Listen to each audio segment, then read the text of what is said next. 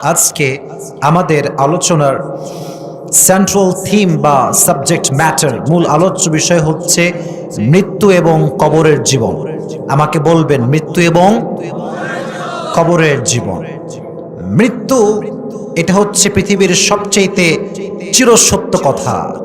পৃথিবীতে এমন কোনো নাস্তিক জন্মগ্রহণ করে নাই যে বলবে যে আমি মৃত্যুকে বিশ্বাস করি না। প্রত্যেকটা মানুষ, চাই সে আস্তিক হোক কিংবা নাস্তিক হোক, মৃত্যু যে একদিন বরণ করতেই হবে এটা আমরা সবাই বিশ্বাস করি কি করি না। কুল্লু নাফসিন যায়িকাতুল মাউত। Allah says in this ayah, everyone has to take the test of death. প্রতিটা মানুষকে আল্লাহ তাআলা মৃত্যুর স্বাদ গ্রহণ করাবেন। আচ্ছা, কেউ যদি বলমারির মাটি থেকে বলে যে আমি মৃত্যু বরণ করব না, আমি পালিয়ে যাব, এটা কি আদৌ কখনো সম্ভব হতে পারে? কেউ কি কখনো আজ অব্দি মৃত্যু থেকে পালাইতে পারছে? যুবক ভাইরা বলো বলো বলো বলো। কুল ইন্নাল মাউতাল্লাযী তাফিরুনা মিনহু ফাইন্নাহু মুলাকীকুম। সূরাতুল জুমআহ 28 নম্বর পারা 13 নম্বর পৃষ্ঠা আল্লাহ তাআলা বলছেন, ও নবী, আপনি বলে দেন আপনার উম্মত কি মৃত্যু থেকে পালাতে চায়? সত্য কথা হচ্ছে they will never ever able to be escape from the death. তারা কখনোই পৃথিবীর সমস্ত শক্তিকে এক করলেও মৃত্যু থেকে পালাতে পারবে না। ঠিক কিনা বলেন যুবক ভাই? আচ্ছা, আমি কি বুড়া না যুবক? বলেন তো, মৃত্যুর জন্য কোনো নির্ধারিত সময় কি দুনিয়াতে আছে? দেখবেন সিরিয়াল আসার, দ্যাটস ওকে, ঠিকঠাক আছে। আগে আসবে দাদা, তারপরে আসবে বাবা, তারপরে ছেলে, তারপরে নাতি। বাট যাওয়ার কিন্তু কোনো সিরিয়াল নাই। দাদার আগে নাতিও কিন্তু মরতে পারে, পারে কি পারে না? এই জন্য কোরআনে আল্লাহ তাআলা বলছেন, লিকুল্লি উম্মাতিন আজাল ইযা জাআ আজালুহুম ফালা ইস্তাখিরুনা সাআহ ওয়ালা ইস্তাকদিমুন। প্রত্যেকটা মানুষের জন্য আল্লাহ তাআলা মৃত্যুর জন্য একটা স্পেসিফিক টাইম দিয়েছেন, নির্ধারিত সময়। যখন তার সেই সময়টা চলে আসবে, এক মুহূর্ত আগেও হবে না, এক মুহূর্ত পরেও হবে না। এবার আসেন, মৃত্যুকে আল্লাহ তাআলা দুটি ভাগ করেছে। ফরিদপুরের ভাইরা কয় ভাগ? দুই একজন খুব চালাকি করে উঠে গেছে। যেহেতু ভূমিকায় ছিলাম, আয়াত পড়ছিলাম, তাই কোনো কাউন্টার দেইনি। আমি কিন্তু ভালোর ভালো রাগলে কিন্তু মাথা ঠিক থাকে না। মেহেরবানি করে রাগ উঠাবেন না। কেন? উঠে যাওয়া আমার সঙ্গে বেয়াদবি নয়, এটা স্পষ্ট কোরআনের সঙ্গে বেয়াদবি হবে। এখন যারা বসে আছেন এই সাহসটা করবেন না। যদি উঠেন আপনি, আমি কিন্তু আপনাকে বসাবো, এটা আমার দায়িত্ব। আমাকে 1 ঘন্টা নিম্ন করে হলো আমাকে মূল ওয়াজটা করতে হবেই হবে। রাজি আছেন তো ইনশাআল্লাহ? তাহলে এবার বলেন, মৃত্যু কয় প্রকার? আঙ্গুল দেখিয়ে বলেন কয় প্রকার? 2 প্রকার। Number 1, the death of people those who perform the salah. এক হচ্ছে নামাজি বান্দার মরণ। And number 2 is the death of people those who do not perform the salah. 2 number হচ্ছে সেই মানুষের মৃত্যু যে নামাজ পড়ে না। বেনামাজি যুবক মুরব্বী বাংলাদেশে নাই? বুঝে থাকলে বলেন নাই। শুধু কি আছে? শুধু ফজরের সময় দেখবেন পুরো মসজিদে ইমাম, মুয়াজ্জিন, খাদেম আর হাতে গোনা কয়েকজন মুরব্বী থাকে। বাদ বাকি কাউকে হারি কেন্দ্র খুঁজে পাওয়া যায় না। ঠিক কিনা বল? দেখেন, নামাজি হলে মরণটা কেমন হবে, বেনামাজি হলে মরণটা কেমন হবে। আমরা যারা আল্লাহর রহমতে 5 ওয়াক্ত নামাজ পড়েছি, আল্লাহর রহমতে অহংকারের কিছু নাই, শো অফের কোনো প্রয়োজন নেই। যারা আল্লাহর রহমতে 5 ওয়াক্ত নামাজ পড়েছি, যেদিন তাদের মৃত্যুর সময় হয়ে যাবে, মালাকুল মউত চোখের সামনে আসবে, তার চেহারা কেমন হবে আমি হাদিস থেকে বলছি। তার চেহারা একজন থপথপে যুবকের বেশে সে আপনার সামনে আসবে। তার জুব্বা থাকবে সাদা, তার চেহারায় এত নূর থাকবে, নামাজি বান্দা তার চেহারা দেখেই তার চেহারা একটা মুচকি হাসি বের হয়ে যাবে। সে দেখবে তাকে, মালাকুল মউত চোখের সামনে চলে এসেছে আমার, I have to go back, যেতে হবে রবের কাছে। তো মালাকুল মউতের চেহারায় থাকবে হাসি, কোনো প্রকার কোনো রুড বিহেভ হবে না, কোনো বাজে ব্যবহার হবে না। আপনি শুয়ে আছেন, মালাকুল মউত বলবে, ইয়া আইয়াতুহান নাফসুল মুতমাইন্না উখরুজি ইলা মাগফিরাতিল্লাহি ওয়া রিজওয়ানি। মালাকুল মউত বলবে, এই নামাজি বান্দার রূহ বের হয়ে আসো, কোনো টেনশন নাই, কোনো চিন্তা নাই। ইলা মাগফিরাতিল্লাহি ওয়া রিজওয়ানিহি, আল্লাহর ক্ষমা এবং তার জান্নাত, তার সন্তুষ্টির দিকে তুমি বের হয়ে আসো। সুবহানাল্লাহ পড়বেন না আপনারা সবাই? You have nothing to be worried, চিন্তার কোনো কারণ নাই। তার রূহটা সুন্দর করে বের হয়ে যাবে। এখানে একটা কাগজ দেন তোমাকে, একটা হলেই হবে। জান্নাত থেকে আল্লাহ তাআলা, আপনি যদি if you are the man who perform the সালাহ, যদি আপনি সেই মানুষ হন যে 5 ওয়াক্ত নামাজি ছিল,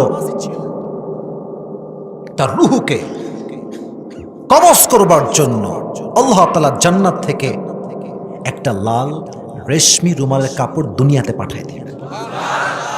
রেশমি রুমালের কাপড় হবে, আপনার রূহটা নেওয়া হবে, কাপড়ে রাখা হবে, ভাঁজ করা হবে। কাফাম মিন নাফানিল জান্নাহ ওয়া হানুত মিন হানুতিল জান্নাহ। মালাকুল মউত আপনার রূহটাকে নিয়ে সোজা ইল্লিয়িন তথা জান্নাতের ঠিকানায় চলে যাবে। সুবহানাল্লাহ পড়েন সবাই আপনারা। তাহলে বলেন, নামাজি বান্দার মৃত্যু যে হবে, এটা কি খুব কষ্টদায়ক হবে না খুবই আরামদায়ক হবে? বেশি কষ্ট হবে না, but you have to perform the সালাহ every single day, 5 times out of day. প্রত্যেক দিন 5 ওয়াক্ত নামাজ জামাতের সঙ্গে পড়লে আল্লাহ আপনাকে ঈমানের মৃত্যু নসিব করবে। সুবহানাল্লাহ পড়া সবাই। আরেকটা ছোট্ট আমল মাঝে শিখাই দিচ্ছি, ইটস নট মাই টপিক, মাঝে শিখাই দিচ্ছি। যে ব্যক্তি সূরা মুলক এশারের নামাজের পর্বে ঘুমানোর পরে, ঘুমানোর পূর্বে এশা নামাজের পরে পড়ে মানিআতুম মিন আযাবিল কবর, যদি সেই রাতে সে মারা যায়, আল্লাহ তার কবরটাকে জান্নাতের বাগান বানায় দেবে। 5 ওয়াক্ত নামাজি হওয়া লাগবে। এবার আসেন যারা নামাজ পড়েন না, listen to me with full concentration. যদি আপনি বেনামাজি হন, how will be your death? আপনার মৃত্যু কেমন হবে? মুরব্বী আব্বা যান, যুবকেরা, আমার ডানের মায়েরা বোনেরা, প্লিজ কানটা খাড়া করেন। খালি আসিফ হুজুর তো অনেক ফেমাস, জীবনে অনেক দেখেছি, আজকে সরাসরি না, ওই ফিলিংস রাখবেন না, ওই ফিলিংস একদম ঝেড়ে দেন। ফিলিংস রাখেন একটা, যে আসিফ হুজুর কি বলছে, আমি কি বুঝতেছি, আমার জীবনে কোনো এফেক্ট পড়তেছে, আমি কি জীবন পরিবর্তন করতে পারবো, ওই চিন্তায় ওয়াজ শোনান।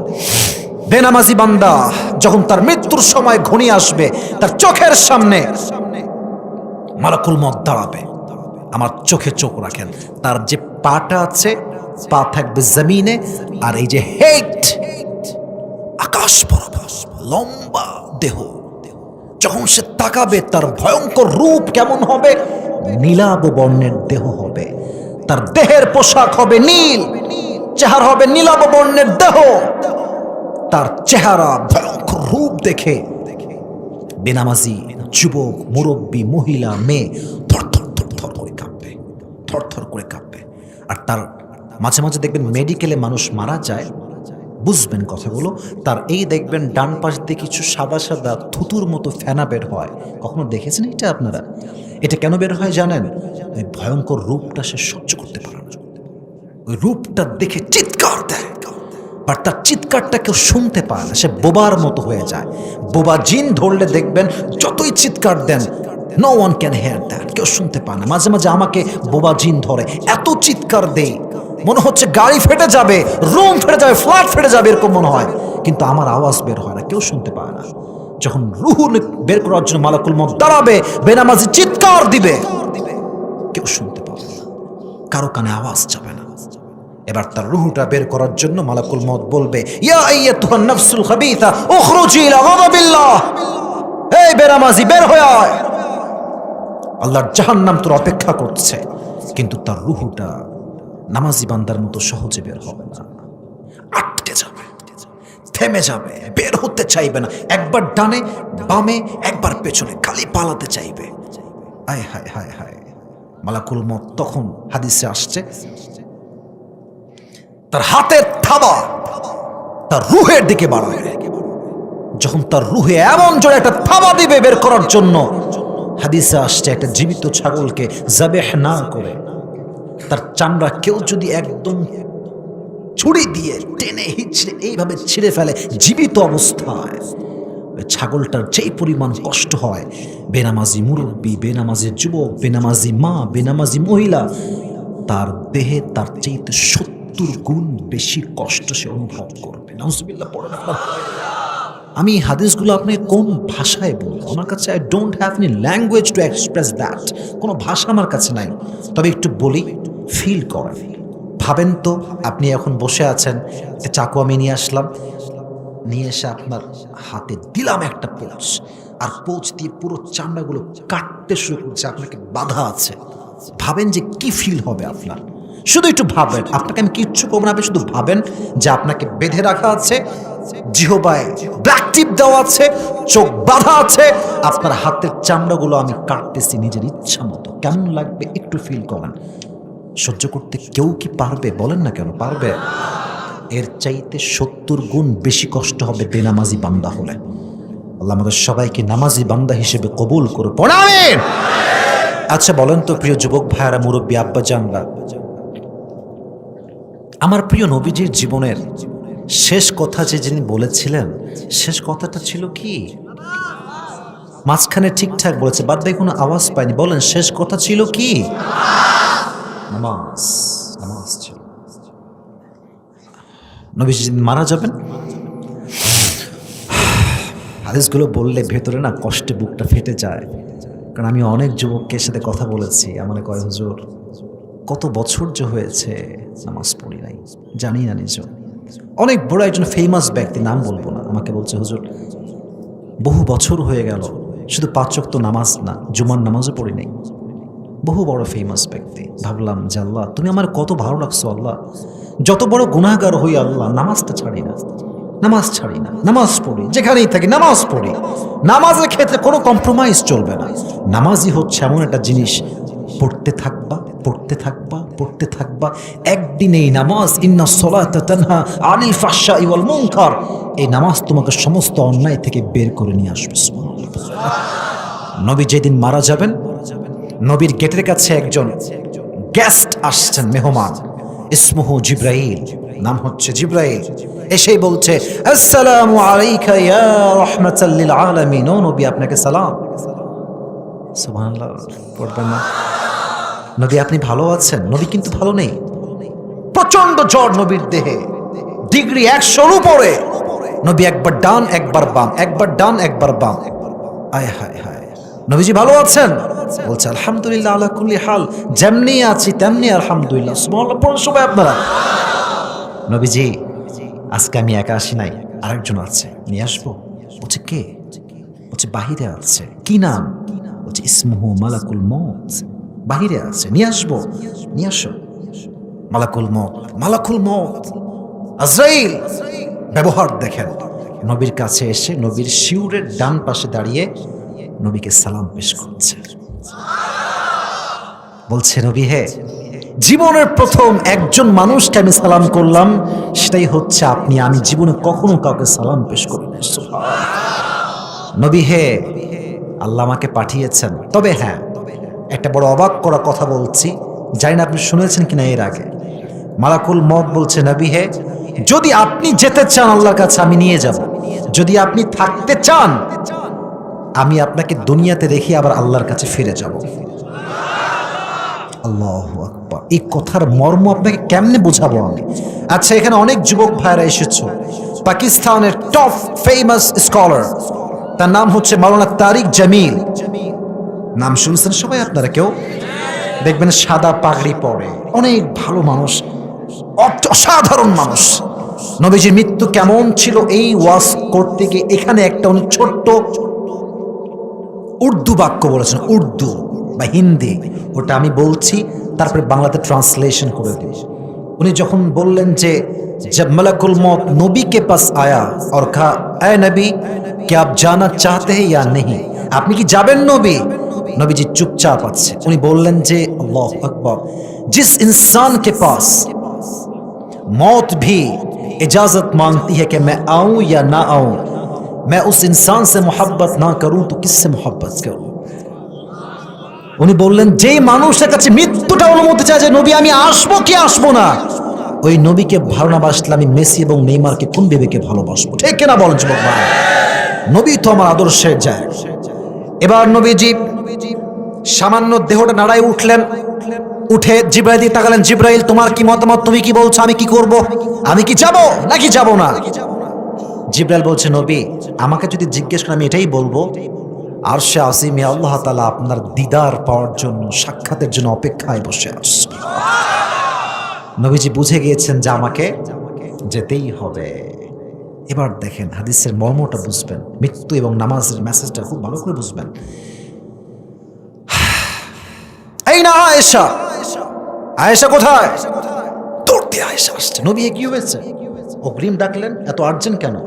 নবীজি বলছে, আচ্ছা তোমাকে যে আমি কয়েক টুকরা ওই যে গোল্ড স্বর্ণ দিয়েছিলাম, গোল্ডগুলো কোথায়? স্বর্ণগুলো? নবী রেখে দিয়েছি, জায়গা মতো আছে, যাও সব স্বর্ণ এই মুহূর্তে আল্লাহর রাস্তায় দান করে দাও। নবী রেখে দেই, কাজে দিবে, সন্তানের জন্য কাজে দিবে, ফাতেমার কাজে দিবে, রেখে দেই। হায় হায় ইয়া রাসূলুল্লাহ मैं आप पे कुर्बान हो जाऊं, क्या बात है। নবীজি বললেন যে খবরদার একটা টুকরা তুমি রাখবা না, সব আল্লাহর রাস্তায় দান করবা। এই জন্য আমি যখন রবের সঙ্গে সাক্ষাৎ করব, আল্লাহকে বলবো, আল্লাহ দেখো গিয়েছিলাম খালি হাত, তোমার কাছে ফিরেও আসছি খালি হাতে, কিচ্ছু নাই আমার কাছে, কিচ্ছু নাই। আজকে কত অভিযোগ আমাদের ছেলেমেয়েদের, হুজুর R15 নাই, আইফোন 15 প্রো ম্যাক্স নাই। আরে বেটা হাদিস শোনো, যে গরিব ঘরের সন্তান সে বড়লোকের চাইতে 500 বছর আগে জান্নাতে প্রবেশ করবে।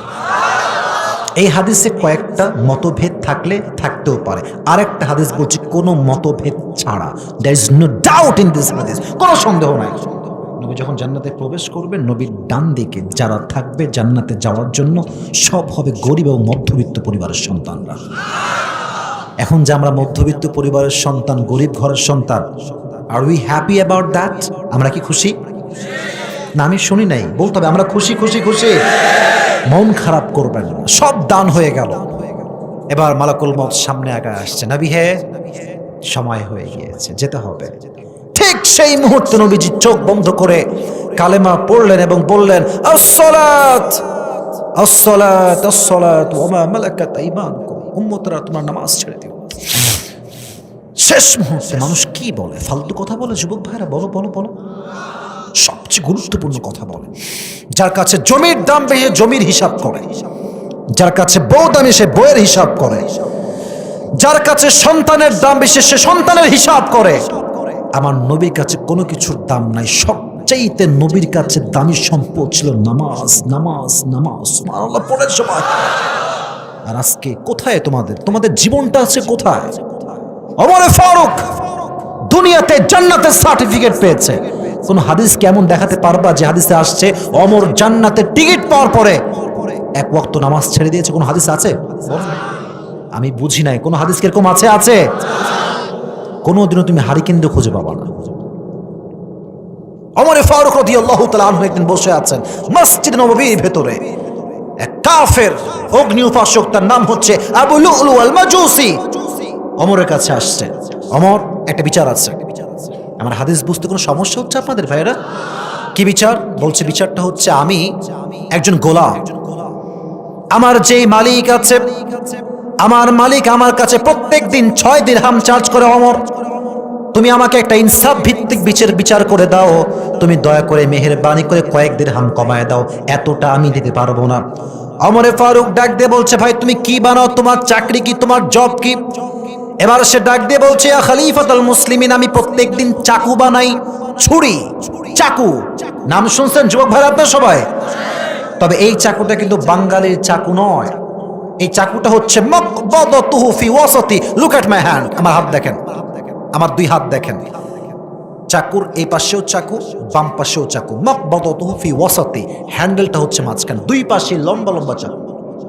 এটা মদিনাতে কেউ বানাতে পারে না, একমাত্র ওই কাফেরই পারে, তার নাম হচ্ছে আবু লুলু আল মাজুসি। তো ওমর বলছে, আরে ভাই you are the richest man, তুমি তো অনেক ধনী, 6 দিরহাম নয়, তোমার তো 10 দিরহাম চার্জ হওয়ার কথা। এই কথা শুনেও খেপে গেছে। হ্যাঁ, ও আমি তো মুসলমান না, তাই সবার বেলায় নরম, আর আমার বেলায় তুমি হয়েছো গরম। দাঁড়াও, তোমার খেলা কেমনে দেখায় তো আমি দেখছি, দাঁড়াও। বের হয়ে গিয়েছে। সারা রাত ওমরকে হত্যা করবার জন্য বিশাল বিশাল লম্বা একটা ছুরি বানিয়েছে। শীতকালে আমরা কি মুড়ি দিই মুরব্বী আব্বাজন, যুবক ভাইরা কি মুড়ি দেই? Right answer, right answer. চাদর মুড়ি দেই, মাঝে মাঝে আমি চাদর গায়ে দেই। দেখবেন চাদর মুড়ি যখন আমরা দেই, একটা এখানে আর একটা ওঠানো, তো সে কি করেছে জানেন? এদিকে আমার চেহারা দিকে তাকান, চাদরটা দিয়েছে এখানে, উপর দিয়ে নিচে নামাইছে, আর নিচ থেকে এই পর্যন্ত লাইক হিজাব অর নিকাব। যেমন ভাই মেয়েরা বোরকা পরে পুরো মুখ ঢাকা, চোখ দেখা যায়, পুরো মুখ ঢেকেছে, চোখটা খালি বের হয়ে আছে। ছদ্মবেশে মুনাফিকের রূপে লম্বা ছুরি ভেতরে লুকিয়ে নামাজ পড়তে আসছে, ফজরের নামাজ। ওই সময় সাহাবা একরামরা, হাদিসে আসছে, কানু ইউসাল্লুনা বিগলাস, সাহাবা একরাম সবাই অন্ধকারে নামাজ পড়তো, পুরো অন্ধকার সব। এবার আবু লুলু আল মাজুসি আসছে, ছুরি কিন্তু ভেতরে লুকানো চাদরের নিচে। ওমর আসছে, বলছে সফু সুফুফাকুম, কাতার সোজা করো, কাঁধে কাঁধ মিলিয়ে দাও, আল্লাহু আকবার। সানা পড়ছেন, কেরাত পড়েছেন। এবার আমার চোখ নয় এদিকে নয়, নিচের দিকে তাকান, এই যে আমার হাত বেঁধেছি, তাকান। কেরাত পড়া শেষ, আল্লাহু আকবার দিয়ে রুকুতে গিয়েছেন। রুকুতে কিন্তু যেতে হলে এই পুরো জিনিসটা ঝুঁকে যায়, সামনের দিকে ঝুঁকে যায়, ঝুঁকে গিয়েছেন। পেছনে ডান দিকে মুয়াজ্জিনের ডানে আছে আবু লুলু আল মাজুসি। সে কিন্তু মুসলমান নয়, সে অগ্নি উপাসক, কাফের, মুনাফিক, ছদ্মবেশে আসছে। যখনই ওমর রুকুতে গিয়েছে, যদি সেও রুকুতে যাবে কিন্তু চাদরটা কি হয়ে যাবে, সরে যাবে বা খুলে যাবে। সে রুকুতে যায় না, ওমর রুকুতে গেছে। রুকুতে যখনই গেছে, পেছন থেকে ছুরিটা, এই চাদরটা হটিয়ে ছুরি দিয়ে ওমরের সোজা পেট বরাবর পোঁচ দিয়েছে। একটা পোষ না, এদিকে তাকান, চাকুটা এই পাশেও এই পাশে, মাঝখানে হচ্ছে ধরার জায়গা, handle. This is called handle. ডানেও ছুরি বামেও ছুরি, এমনে ধরেছে ওমরের এই যে পেট, একবার দিয়েছে, আরেকবার দিয়েছে, আরেকবার দিয়েছে, 3 বার। ধারালো ছুরির তাপে ওমরের ভিতরে নাড়ি ভুঁড়ি যা ছিল সব বের হয়ে গেছে, রক্ত, পুরো জায়গা রক্ত, ভুঁড়িগুলো পড়ে আছে। ওমর চিৎকার দিয়ে বলছে, কতালানি আল কালব, আমাকে একটা কুকুর হত্যা করেছে, আমাকে বাঁচাও। ওমরকে একজন ধরে ডান দিকে নিয়ে আসছে। নামাজ কাকে বলে? ওমর ডান দিকে আসছে, পেছন থেকে আরেকজন সাহাবী ইমামের জায়গায় দাঁড়িয়ে গিয়েছে। সবাই ডান দিকে, ওমরকে বাঁচাও বাঁচাও বাঁচাও। ওদিক থেকে রাষ্ট্রের সব ডক্টর, স্পেশালিস্ট, চিকিৎসকরা সব আসছে। রাষ্ট্রের প্রধানমন্ত্রী, he is going to die, বাঁচাও তাকে। প্রথমে পানি নিয়ে আসছে, পানি নিয়ে মুখে দিয়েছে। যখন মুখে দিবে পানিটা, মুখ দিয়ে পানি যায়, গলা দিয়ে ঢুকে, পেট এতটা কাটা, পেটের ভেতর দিয়ে পানিগুলো আবার বের হয়ে যায়। দুধ নিয়ে আসো ওমরের জন্য। দুধ নিয়ে আসছে, দুধ দিচ্ছে, পেটে ঢুকতেছে, পেট পুরোটা কেটে নাড়ি ভুড়ি বের হয়ে গেছে, তো পেট দিয়ে সব দুধগুলো বের হয়ে যাচ্ছে। সাহাবা একরাম এই দৃশ্য দেখে চোখের পানি ধরে রাখতে পারলেন না। ডাক্তাররা বলল, অসম্ভব, ওমর আর বাঁচবেন, ওমর শেষ, ওমরের আর হায়াত বেশি বাকি নাই। হঠাৎ করে চশমাটা আমি খুলে আমার চোখ দেখেন, ওমরের ফারুক এভাবে শুয়ে আছেন। He hadn't any sense, he was completely senseless, কোনো জ্ঞান নেই। হঠাৎ করে মিটি মিটি চোখ খুলেছেন, সব ঝাপসা দেখতে পাচ্ছেন, এদিকে রক্ত, এদিকে ভুঁড়ি সব বের হয়ে আছে। চোখ খুলেছেন তিনি, চোখ খুলে কোনো শব্দ নাই। প্রথমে বলছে, এই সাহাবা ইকরাম, আসল্লান নাস, আমি যে অজ্ঞান হয়ে গেলাম, আমার অজ্ঞান হওয়ার পরে তোমরা কি ফজরের নামাজটা আদায় করেছিলে? কেমনে বুঝাবো আপনাকে? আমি কোন ভাষায় আপনাকে বুঝাবো? আমাকে বলেন, আমাকে শেখানো ওয়াজটা আমি কেমনে করলে আপনারা বুঝবেন? নাড়ি ভুড়ি বের হয়ে আছে, চোখ খুলতে পারছে না। চোখ খুলে the last word that Omar has pronounced is as-salat and nothing else, একটা শব্দ, নামাজ পড়েছো তোমরা নামাজ? যখন তারা বলল, নাম ইয়া খলিফাতুল মুসলিমিন, পড়েছি আপনার পরে, ইমাম দাঁড়িয়েছে আর একজন। যখনই বলেছে আমরা নামাজটা পড়েছি, ওমর ওই অবস্থায় একটা চেহারাতে মুচকি হাসি বের হয়ে গিয়েছে। কনফার্ম জান্নাতি মানুষ, দুনিয়াতে জান্নাতের টিকিট পেয়েছে, নামাজকে ভুলে নাই। এবং তিনি যখন জানলেন যে সবাই নামাজ পড়েছে, সঙ্গে সঙ্গে কালেমা পড়তে পড়তে আল্লাহর রাস্তায় শহীদ হয়ে গেলেন তিনি।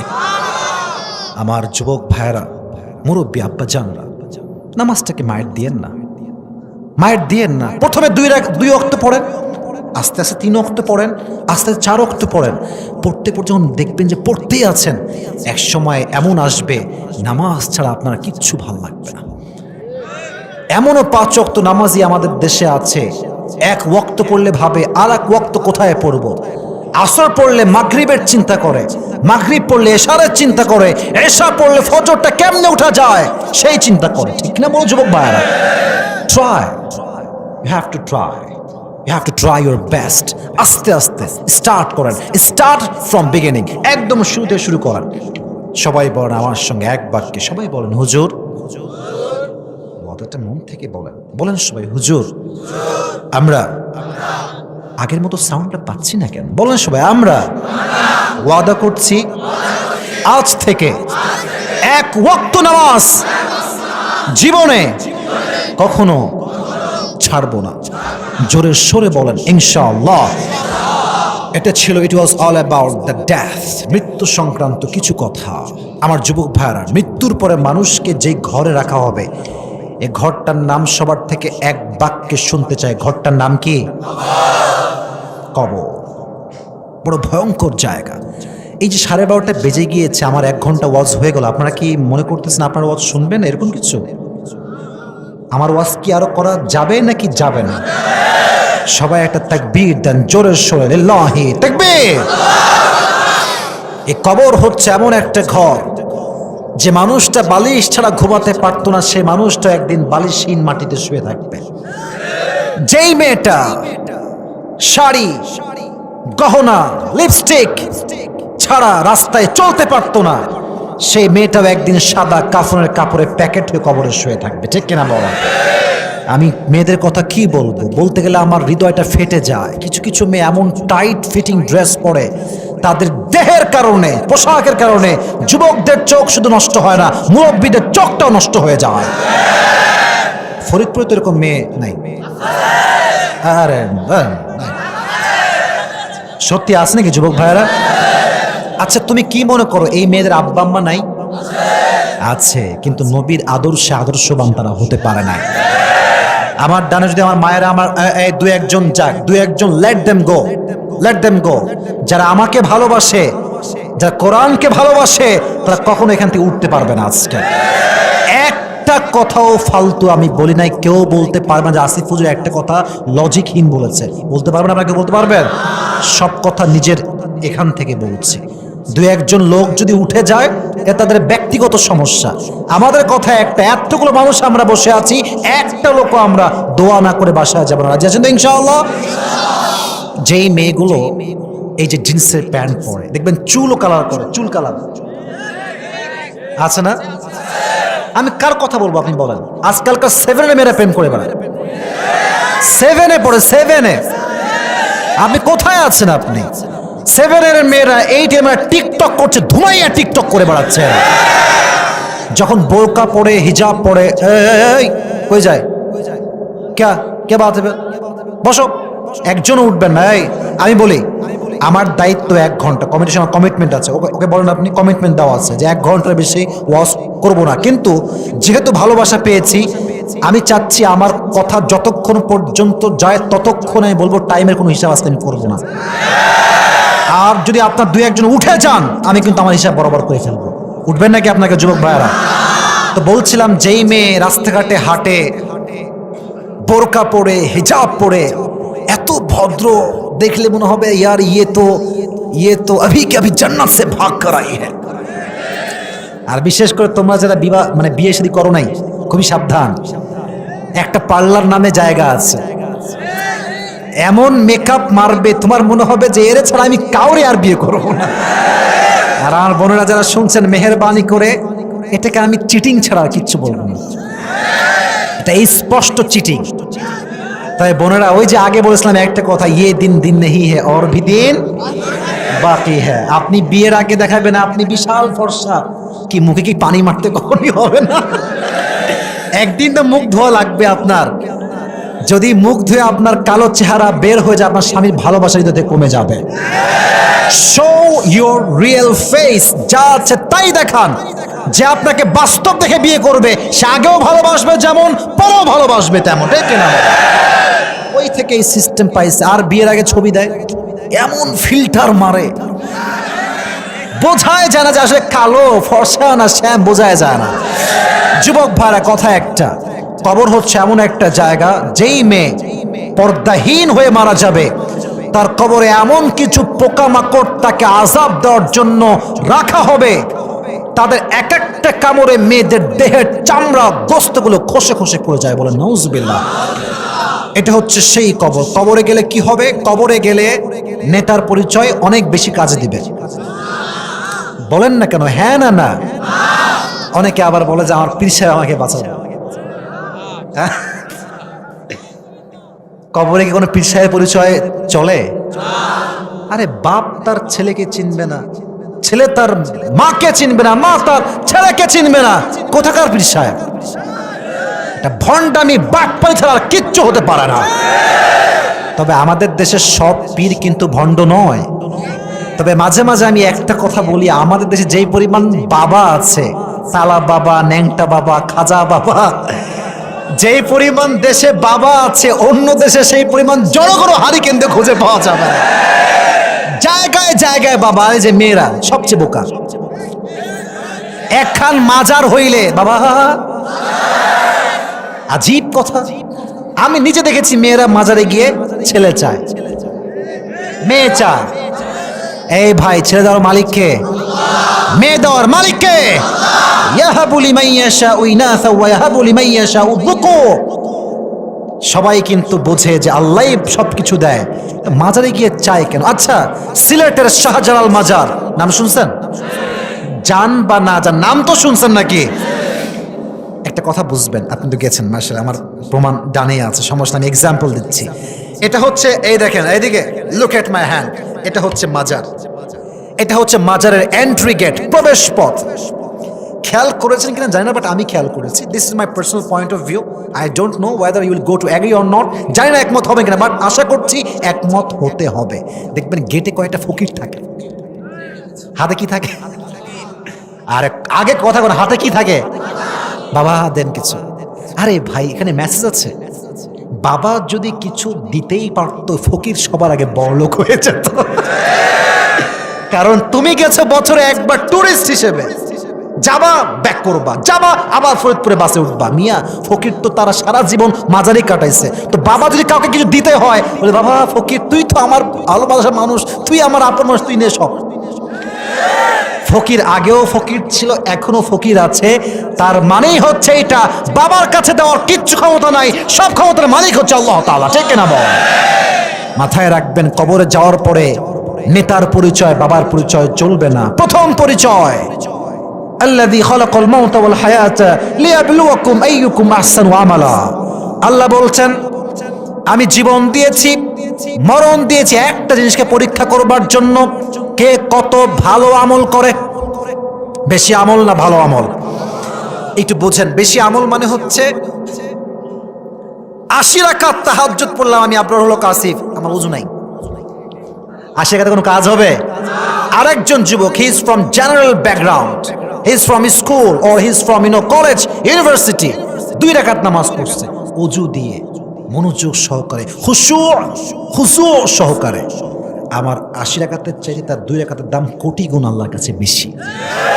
This is called good deeds. এটাই হচ্ছে ভালো আমল। আচ্ছা, এবার প্রশ্ন, শেষ হাদিস, শেষ ভালো যার, সব ভালো তার। বলেন, আমার প্রিয় নবীজির একজনই মেয়ে যার দ্বারা বংশ বিস্তার হয়েছে, নামটা কি? Right answer. সবাই বলেন একসঙ্গে, নাম কি? ফাতেমার স্বামীর নাম কি? কে বলতে পারে? আলী রাদিয়াল্লাহু তাআলা আনহু। আচ্ছা, আর একটা লাস্ট প্রশ্ন, রাগ করবেন না, বাধাবার স্বার্থে নয়, মনোযোগের স্বার্থে জিজ্ঞেস করছে। 2টি সন্তান আল্লাহ দিয়েছেন মা ফাতেমাকে, নাম কি কি বলতে পারবেন? সবাই বলেন মারহাবা। What an amazing audience, man, mashallah. Knowledgeable person. জানেন আপনারা খুব ভালো। ফাতেমা রাদিয়াল্লাহু তাআলা আনহা যেদিন মারা যাবেন, ইন্তেকালের দিনে, আচ্ছা সকালে কি আপনারা মাঝে মাঝে রুটি খান? রুটি খান তো নাকি? তো ওই সময় আরব বিশ্ব সবাই রুটি খেত সকালবেলার নাস্তা হিসেবে, ব্রেকফাস্ট হিসেবে। তো উনি হাদিসটা কান দিয়ে নয়, হৃদয় দিয়ে শুনবেন। খুব মারাত্মক মেসেজ কবরের জন্য। বসে আছেন উনি, রুটি বানাচ্ছেন, আটা গরম করে ওই যে ভিজাই দিয়ে বানায় না একেবারে, বানাচ্ছেন রুটি। আলী আসছে ঘরে, তো দেখছে ফাতেমা রুটি বানাচ্ছে, বেলছে, বাট তার দুই চোখ দিয়ে অঝরে পানি ঝরছে। ফাতেমাকে দেখে আলীর মন খারাপ। ফাতেমা, তোমার চোখে পানি কেন? তুমি কি কাঁদছো?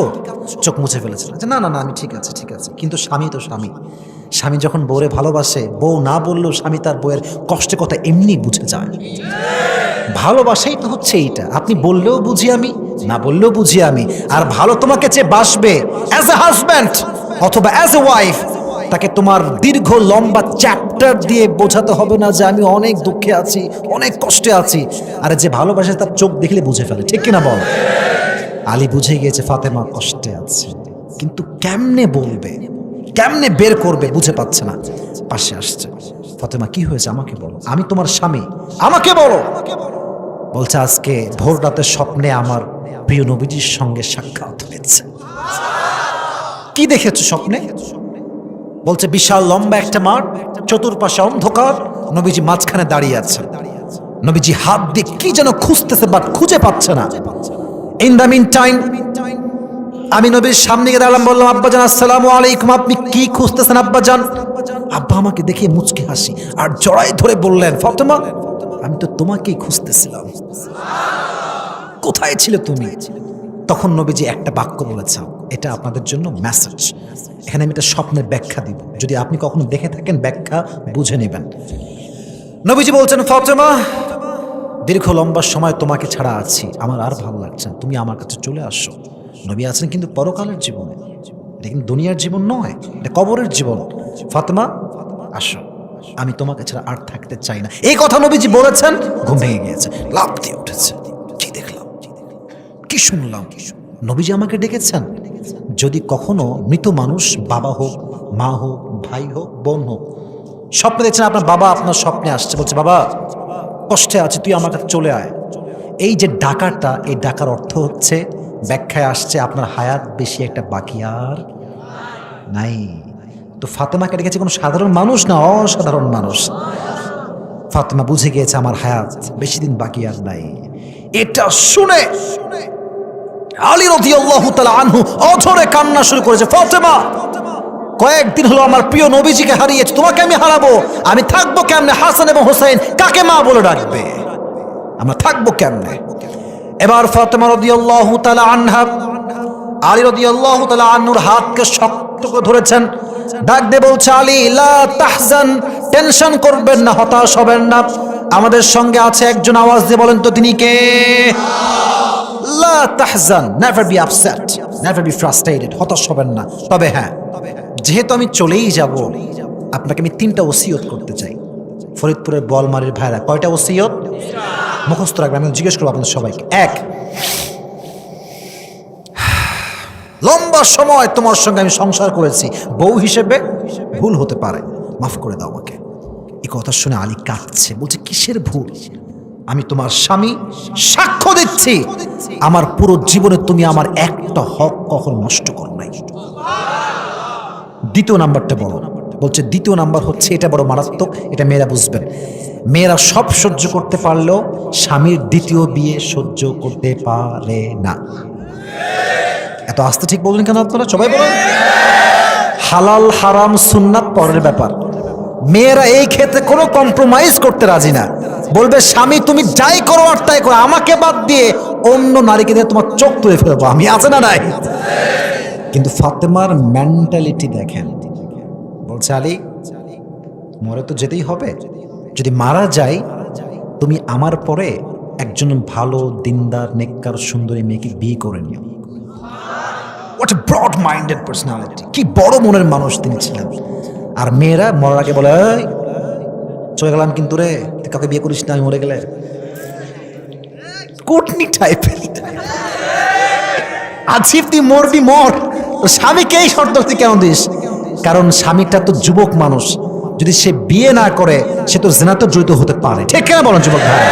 ফাতেমা বলছে বিয়ে করো, বাট হ্যাঁ আমারও একটা শর্ত আছে, আমারও একটা শর্ত আছে। কি শর্ত? মা কাকে বলে? বলছে তুমি তাকেই বিয়ে করবা যে আমার হাসান এবং হুসাইনকে এক মুহূর্ত কোনো কষ্ট দিবে না, তাকেই বিয়ে করবো। বলছে ঠিক আছে যাও, ঠিক আছে আমি তাকেই বিয়ে করবো। 3 নাম্বারটা, এটা বড় ডেঞ্জারাস, মারাত্মক ওসিয়ত। বলছে আমার জানাজায় কেউ আসতে পারবে না, তুমি হবা ইমাম আলী, আমার 2 সন্তান হাসান এবং হুসাইন হবে আমার ইমামের জানাজা, মানে আমার জানাজার মুসল্লি। সুবহানাল্লাহ পড়বেন না আপনারা সবাই? তুমি হবা ইমাম, জানাজার ইমাম হবো তুমি, আর জানাজার মুসল্লি হবে আমার 2 সন্তান, and no one is allowed, কেউ এখানে আসতে পারবে না। কিন্তু আলী এইবার পারবো না। কেন? তুমি নবীর একমাত্র একটা মেয়ে, তুমি মারা যাবে আর কেউ আসবে না, এটা আমি সহ্য করতে পারবো না। এবার মেসেজটা আমার বোনেরা শুনবেন, যারা পর্দা করেন না, একটু শুনবেন। ফাতেমা বললেন, তুমি যদি কাউকে ডেকে নিয়ে আসো জানাজায়, মানুষ আমার দেহের ভাঁজ দেখলে বুঝবে যে আমি চিকন না মোটা, লম্বা না গুঠো। আমার পুরো জীবনে এই লম্বা হায়াতে জিন্দগিতে কোনো পুরুষ আমার দেহের একটা চামড়ার অংশ পর্যন্ত দেখতে পারে নাই। কেউ জানে না how Fatema look like, Fatema দেখতে কেমন কেউ জানে না। এই কথা শুনে আলী বলল, ঠিক আছে এটাও ডান, আমি কাউকেই ডাকবো না। উনি বের হয়ে গেলেন, তারই মাঝে ফাতেমার মৃত্যু হয়ে গেল। ফাতেমা যখন মারা গেলেন, আলী তার জানাজা দিলেন, নিজেই ইমাম, তার 2 সন্তান হচ্ছে মুসল্লি।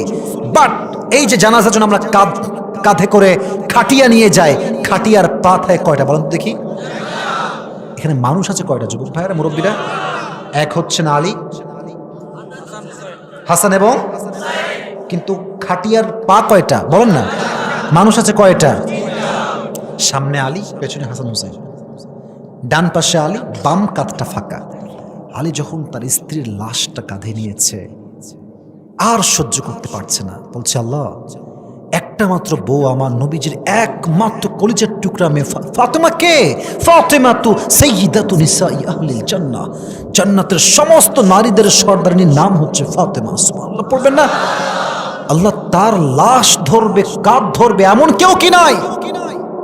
আর এমন একটা ওসিয়ত আমাকে করেছে, আমি চাইলেও কাউকে ডাকতে পারছি না, ওসিয়ত ভেঙে যাবে আমার।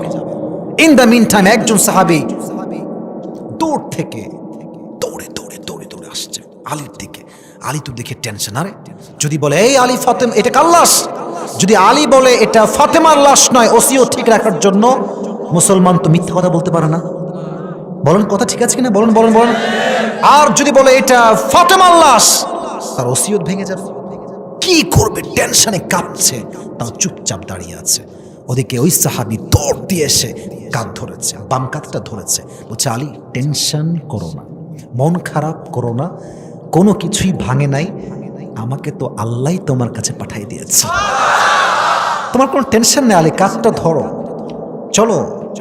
ফাতেমাকে শেষ বিদায় আমরা সবাই মিলে দিয়ে আসি। সবাই মিলে চলে গিয়েছে। আমি শেষ হাদিসের অংশে আছি। This is my last message for you for everyone. যখন লাশটা রেখেছে কবরের পাশে, এবার ওই সাহাবী ভাবছে এটা আসলে কার লাশ। মন থেকে জবাব আসছে এটা তার লাশ যে সমস্ত জান্নাতের যুবকদের সর্দার হাসান এবং হুসাইনের মা সে। এটা কার লাশ? যার ব্যাপারে স্পষ্ট সহিহ হাদিস, ইয়া আহলাল জামঈ গুদ্দু আবসারাকুম হাত্তা তামুরু Fatima. On the day of judgment, a caller will call out, "Oh, the people of judgment, lower your gaze until the Fatima has crossed to the Jannah." কিয়ামতের দিন সমস্ত মানুষের চোখ থাকবে নিচের দিকে। আল্লাহ বলবে, এই চোখ নামাও, কাতার হয়ে দাঁড়িয়ে যাও, মাঝখানে ফাঁকা রাখো। তোমরা যখন চোখ নামিয়ে রাখবা, মাঝখান দিয়ে ফাতেমা ঘোড়ায় চড়ে জান্নাতে প্রবেশ করবে। সবার চোখ থাকবে ডাউন। এটা হচ্ছে সেই মেয়ের লাশ। এবার তার বুকটা গর্বে ফুলে গেছে। আমি তো কোনো সাধারণ মানুষকে দাফন করতে আসি নাই। কবর বলছে, এই কবর, খবরদার, এটা ফাতেমার লাশ, ডোন্ট বিহেভ রুডলি, কোনো খারাপ ব্যবহার করিস না, খবরদার, নবীজির মেয়ের লাশ এটা। কবরের জবানকে আল্লাহ খুলে দিয়েছে। কবর বলছে, কিসের ফাতেমা, কার মেয়ে, কিসের মেয়ে, খবরদার। কবরে কোন নেতার পরিচয় চলে না, বাবার পরিচয় চলে না, দাদার পরিচয় চলে না, কোনো পীরের পরিচয় চলে না, কোনো মুরিদের পরিচয় চলে না। এই কবর হচ্ছে এমন একটা জায়গা, যার কাছে ভালো আমল আছে তার জন্য কবরটা 70 গজ লম্বা হয়ে যাবে, সুবহানাল্লাহ পড়ে সবাই। আর যার কাছে ভালো আমল নাই, তার কোনো বাপের পরিচয় চলবে না। যুবক ভাইয়েরা, তুমি যেই বাপেরই সন্তান হও আর আমি আসিফের যত millions of young people followers হোক, ডাজন্ট ম্যাটার, যদি আমার কাছে ভালো আমল না থাকে, কোন যুবকের ভক্ত হওয়া আমার কবর জাহান্নামের আগুন থেকে বাঁচাতে পারবে না। ঠিক কিনা বলেন যুবক ভাই? জীবনের সবচেয়ে গুরুত্বপূর্ণ কাজ কবরের জন্য নেক আমল। এক বাক্যে বলেন সবাই, কি আমল? আর একটা বিষয় ক্লিয়ার হন, বেশি আমল না ভালো আমল, এটা কিন্তু বুঝবেন। খালি নামাজ পড়ে একবার তামা তামা করে ফেলছে একেবারে, কত যে নামাজ। আমাদের তো নেতা সাহেবরা আজকে 70-80 টাকা তাহাজ্জুদ পড়ে, আমরা যাবো কোথায়? হ্যাঁ, এরকম নেতা বাংলাদেশে আছে না? আছে না? আছে না? 70 রাকাত পড়েন, কোনো সমস্যা নাই, কিন্তু আপনাকে ইখলাস নিয়ে পড়তে হবে, তাকওয়া নিয়ে পড়তে হবে, ভালো আমলের নিয়তে পড়তে হবে। ঠিক কিনা বলো যুবক ভাইয়ারা? ভালো আমলটাই কবরে একমাত্র কাজে দিবে। এজন্য আমি সবার জন্য দোয়া করি, আল্লাহ আমাদের সবাই কবরে যাওয়ার আগে ভালো আমল পরিপূর্ণরূপে করার তৌফিক দান করুক। সকলে মন খুলে পড়ে আমিন। তাহলে এদিকে এবার আর কেউ উঠবেন না, যেহেতু আমি আমার ওয়াজের মূল কথাগুলো বলতে পেরেছি। শুকরিয়া, অনেক শুকরিয়া। আপনারা আমাকে, আমি বলি কোনো আওয়াজ করবেন না, আমাকে যে সাপোর্টটা দিয়েছেন, আপনাদের শুরুতেও যেমন সাউন্ড এখনো তেমন সাউন্ড, এটাই স্পষ্ট প্রমাণ ফরিদপুরের মাটি এটা ইসলামের ঘাঁটি। আর এখানকার মানুষ যখন কথা বলে বিড়ালের মতো ম্যান ম্যান ম্যান করে কথা বলে না, সব সিংহের মতো গর্জন দিয়ে কথা বলে। আল্লাহ আমার বোয়ালমারীর মানুষকে কবুল করো, সকলে পড়ে আমিন। আমি পুরো ওয়াজের সামারি বলছি, খুব মনোযোগ দিয়ে শুনবেন, আমাকে একটু রেসপন্স করেন, আমরা দোয়া করব।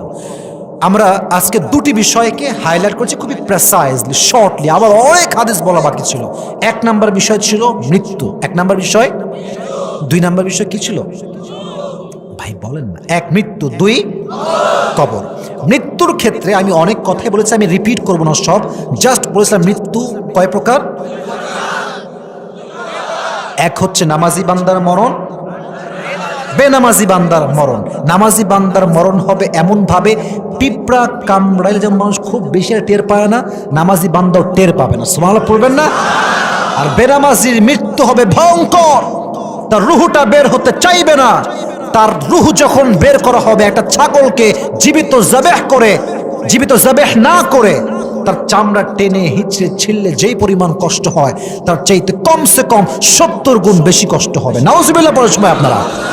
সেই ক্ষেত্রে আমি দুটি হাদিস বলেছিলাম নামাজের ব্যাপারে।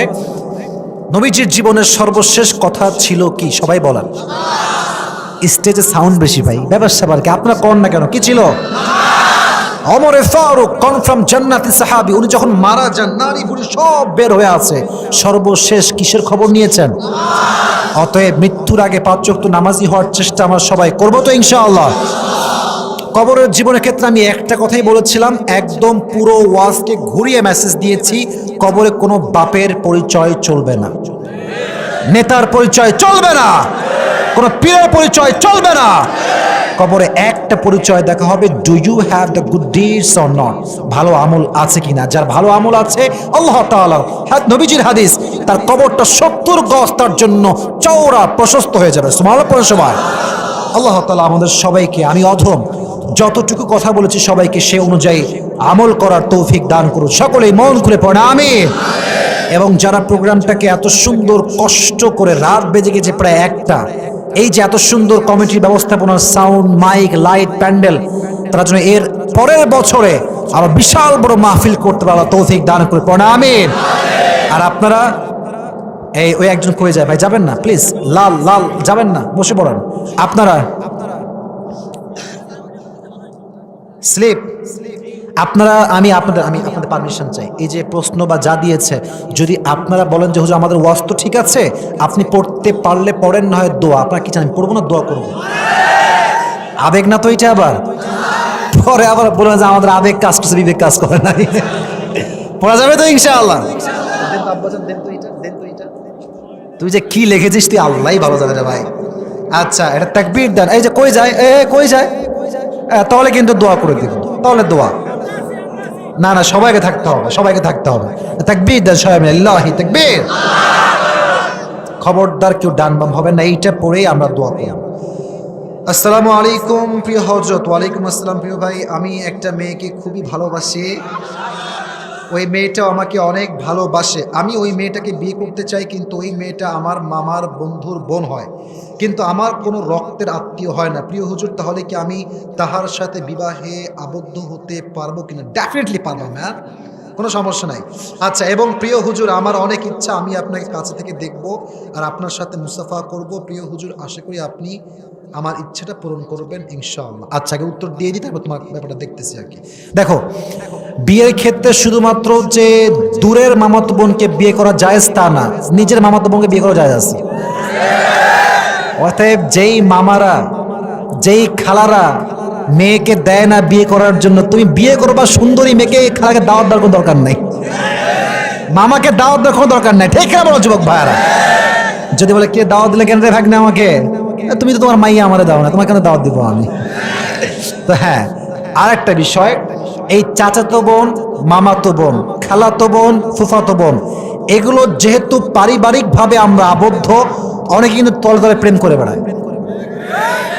আর মানুষ বলে এই তো ফুফাতো বোন, আমার খালাতো বোন, কিছু না। বাটপারি করার জায়গা বানাও তুমি, তাই না মিয়া? খবরদার, যদি মামাতো বোনকে এতই ভালো লাগে, you want get married with her, so please propose her. বলেন যে বিয়ে করব, যদি সে একমত হয় বিয়ে করেন, কিন্তু এই প্রেম প্রীতি কইরা জীবন যৌবন নষ্ট কইরো না যুবক ভাই, কথা ঠিক না? তো বাবা, তোমার যেই দূরের মামাতো বোন, বহুত দূরের মামাতো বোন, টেনশন নাই, সরাসরি প্রস্তাব দিবা, রাজি হলে হবে, না হলে প্রয়োজন নাই বেশি মানানি করার, কারণ এক অপশনে একটা নয়, অপশন বাকি আছে পৃথিবীতে। অনেকে কয় এইটা পাইলে আমি বিয়ে করব, না সারা জীবন কুমার থাকবো। ইসলামী কথাবার্তা, কুয়ার ব্যাঙের মতো কথা। কুয়ার ব্যাঙ বলছেন আপনারা? কুয়ার ব্যাঙ থাকে নিচে, বলে এর মতো গভীরতার কোথায় হতে পারে? কিন্তু কুয়ার ব্যাঙ বোঝে না যে কুয়ার পানি আসল পানি নয়, সমুদ্র বলতে একটা জায়গা আছে পৃথিবীতে, ঠিক কিনা বলা? তো একজনকে নিয়ে পড়ে থাকলে হবে না, মাথায় রাখবা, দিলে দিবে, না দিলে নাই। বাট কারোর জন্য আমি আমার ক্যারিয়ারকে নষ্ট করতে পারবো না, ঠিক কিনা বলা? প্রত্যেকটা যুবককে ইসলামের পথে কবুল করো, সকলে পড়া আমিন।